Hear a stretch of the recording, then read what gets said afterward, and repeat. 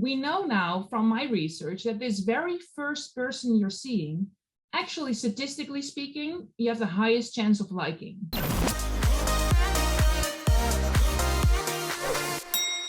Welcome to Season with Salt, the weekly show on Salt's YouTube channel where we talk all things dating, being single, love, relationships, the whole lot. And we've got a really special one for you today. I am chatting to Dr. Pronk, Tila Pronk, who is a specialist in love and relationships. And here is what happened when we spoke about the burden of having too much choice. Just give us a brief overview of your research, of the stuff that you look into. Okay, well, so generally I'm a relationship scientist, and that means that I study love and relationships across the board. So actually my PhD was more on ongoing relationships and how we can maintain and protect our relationships. So I studied forgiveness, I studied faithfulness, and those were all very, key, big topics. So, and then my question was mostly, how is it that some people just make better partners than others, even though everybody is equally motivated? Or some people just seem to be having a very hard time making relationships work, and what is going on there? So that was sort of the topic of my PhD research. That's already been 10 years ago now. So since then, I've been doing loads of research more generally on love and relationships. And the last few years, I focused a lot of my work on dating, and then especially online dating. I feel like I could so easily turn this into a therapy session. It seems to me that people were far more happy to make and commit to a choice years ago when they were looking around in their village or in their town or in their church or in their university. Yeah. Whereas now we feel like we don't have to be confined by literally where we are geographically or who we're coming across socially. And, the whole world's kind of opened up, which, is it good? Tell me, do you think that's good? Wow, that's a very complicated question to begin with a very difficult, straightforward answer. I would say, is it good? Yes and no. I think in the very core, if I really had to make a decision, is it good or not, I would say yes. Okay. But, there's a big but coming. So I think this choice that we have nowadays, it's of course brilliant. And we love having options to choose from. Yeah. If we feel refined in our decision making, we don't like it. We love freedom. We love for us being able to become any person that we wanted to be and be with the person that we want to be with. And the idea of just having the whole world at basically in your phone and having access to that, and it feels wonderful. But it's also so complicated, and it comes with a lot of downsides, and that's what I studied. So what happens the moment that we are no longer restricted to our local community, which, as you perfectly described, that has been the reality for ever since humankind existed. So what we are dealing with now is, evolutionary speaking, radically different. And I think as humans, we are just not prepared for what is going on right now. And that's also, I think, the very source of the problem. That's today in the Western world, there are more singles than ever before. There have never been more people single. Well, it has never been easier to date. You have so many options to meet people, and still we seem to be failing in having relationships. And if we have relationships, it's harder to make them last. So we break up more easily. So there's something wrong here. Something is not going well. Oh my gosh. Okay. I'm like, what is it? What's wrong? Tell me immediately. Let's fix it.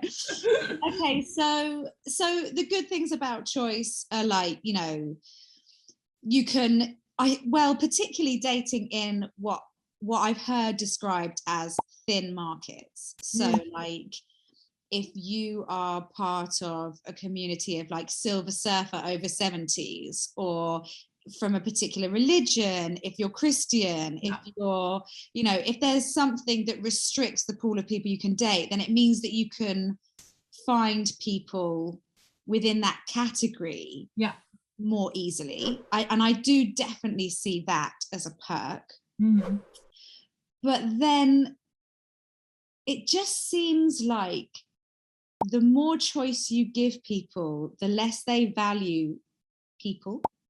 Is that, what would you say about that? The more options someone seems, it seems to me that the worse they treat each individual option, and behind each option is a person with feelings and emotions and well, it's really interesting, because what you just described is something that we already know from research in economics for a long time, that if we have more choice, that we become paralyzed in a bit.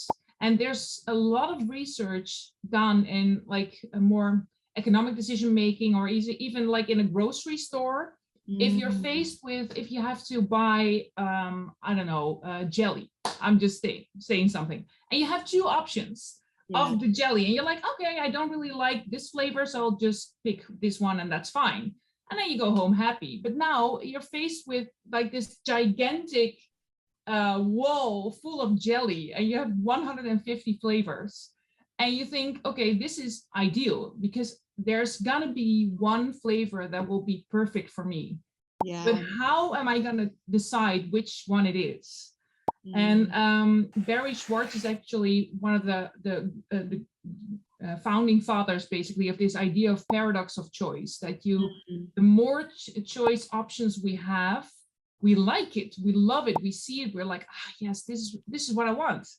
But then once you start having to make a choice without all these options, there's basically two things happening. First of all, there's this paralyzed process in which we actually hold back, and we postpone the decision making. So we're like, okay, I have no idea which jelly to choose. So that's actually also going on in the dating market right now. We cannot decide which partner we're gonna have a relationship with.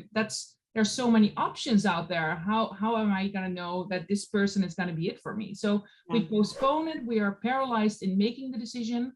And once we made the decision, so once we committed to a certain type of jelly or to a certain type of person, we actually end up being less satisfied with this person and with this option than if we would have less choice. So that's what's going on. That's what we're dealing with. That's crazy. So basically, in a dating context, then, if you're presented with 5 excellent viable options, they're all in date, they're great jellies, there's nothing wrong with them. You will probably find it easier to pick the one that feels like the best fit for you and feel really satisfied with your choice, compared to if you meet 1,000 men or women, and then it's just a case of like just picking one that seems okay, but always wondering if there was a better one. Yes, indeed. And that's also what I saw in my research. So I studied online dating, and I studied what happens once we enter dating environments like Tinder or like Bumble, or there's plenty out there, right? So what happens is you have the first option, the first profile you see.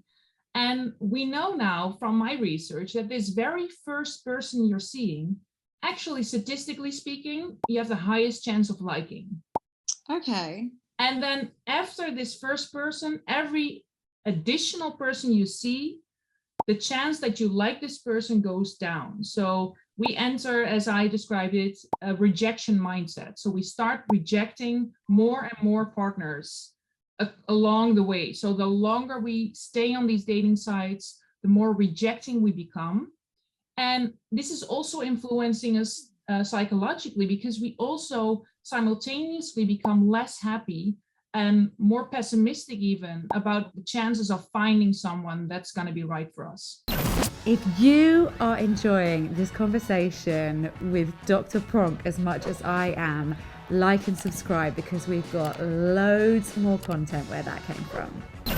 I think my question then is, we're getting this wrong. We're opening up. Should we just stop opening ourselves up to all of these options? Should we just stop online dating? Should we just look around at the people in our lives and pick one and try and make a relationship work?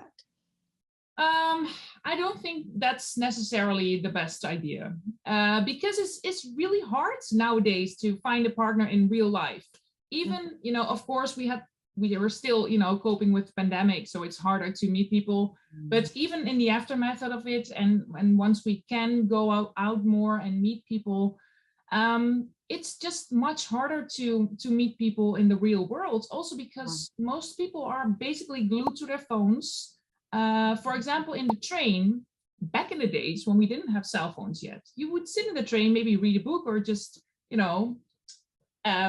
watch the people in the train, and it would be much easier to make eye contact and to, actually meet someone and make a connection. But nowadays it's really hard to make an actual connection in the real world because we have the online world. And I think denying the online world is going backwards. And I'm all about embracing the future. So I think we should embrace all these new possibilities that we have, but we have to use a manual or come up with a manual for ourselves to see what works for us. And I think then you can use it. You can go online and you can use all these dating apps, but then actually benefit from it if you know how to use it. Do you think everyone is different and needs a slightly different manual? Or do you think that we could have a pretty solid collective manual for everyone? Well, I think there's definitely one advice that I always give that's based on my own research. And I would say that goes for basically everyone.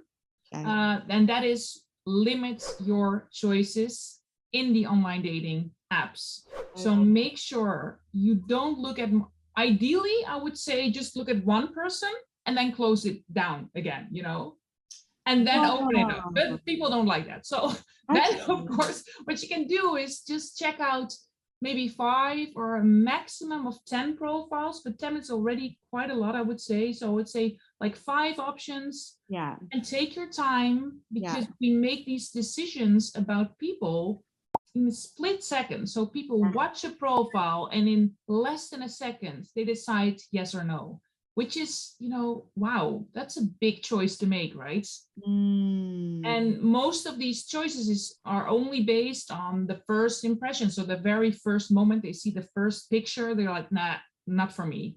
Yeah. So take a little bit longer to really and sort of train yourself to see a person instead of, shopping for shoes online. It's different than that. You're actually making an interpersonal decision, and I think we should train ourselves to see it more that way.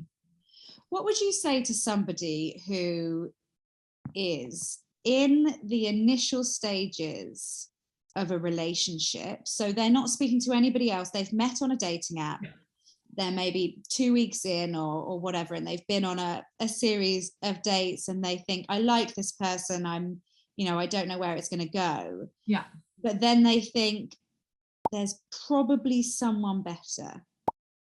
There's probably someone who has more of my criteria, or is better looking, or gets on better with my friends, or is funnier, or has more money.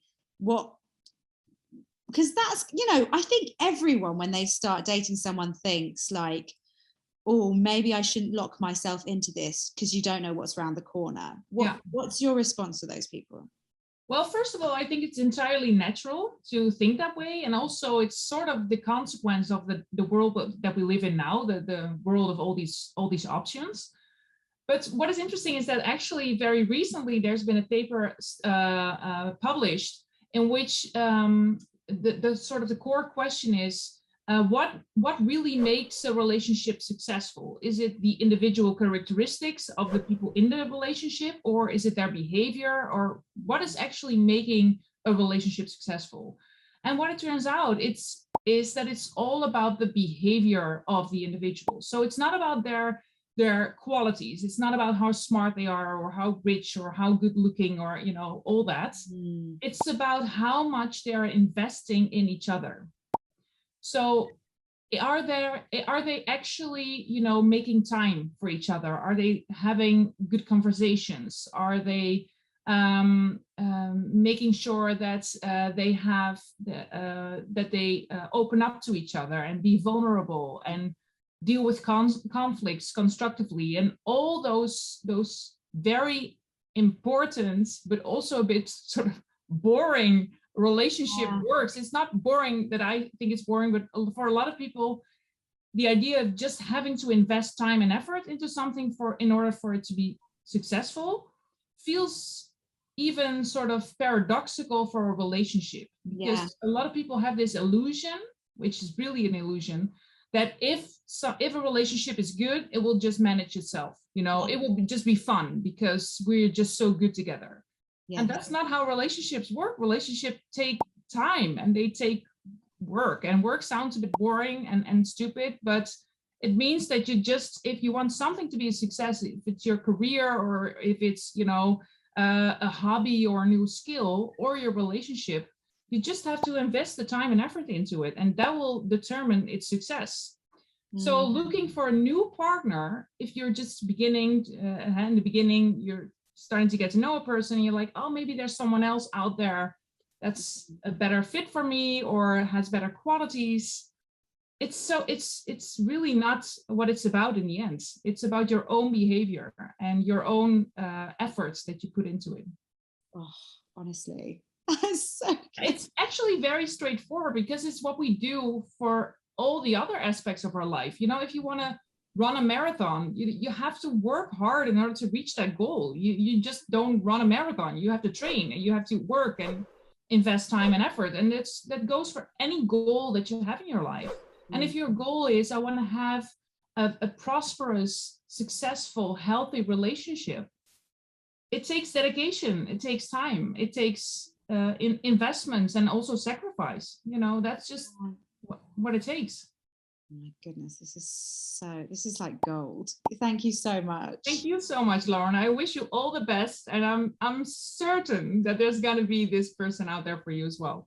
Oh, I'm not. I'm joking.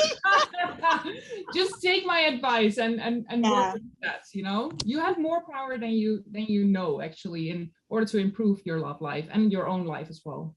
Oh, that's so kind. Thank you so much. Oh, is anyone else a bit mind blown by her suggestion that you should look at one person and then close the app? Because I've read, obviously for the book, I read so much research about this and I've never seen that before. But it kind of makes sense that that's how our minds will process each person properly. And in the context of being a Christian, there's something so respectful and honouring about that the person has taken the time to put themselves out there, and you're going, I'm not going to flick through your output in like a batch of 10 or 20. I'm going to see you, I'm going to listen to you, I'm going to think this through and decide if I want to connect more deeply. And I actually love that. So that's my challenge to myself, to you guys. If you're on Soul or if you're on any dating app, just look at one person and then put your phone away for a while. Go and have lunch, do whatever you're doing, and then look at another person and put your phone away for a while and actually think it through, rather than just increasingly saying no to people, as apparently we're wired to do. I think the choice that we have is amazing, but we can become really entitled. And I just loved that advice. And I think we do have to appreciate that every choice, every option we see is a real person. So much for me to take away from it, and so much for you guys too, I hope. Thank you so much for tuning in and joining us on Season with Salt with me, Lauren Windle, and I'm so looking forward to seeing you next week.